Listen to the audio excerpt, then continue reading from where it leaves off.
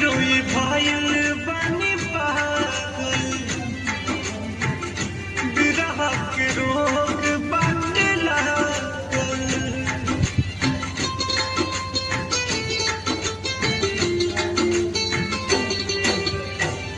रोई रोई भाईल बानी पागल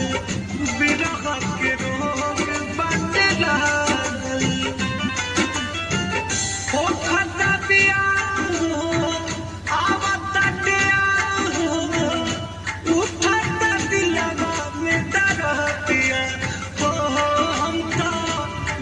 सेंट्रल जेल होके वाला नहीं के बेल हमारा जान के लाता बता दिया। हमका बनी सेंट्रल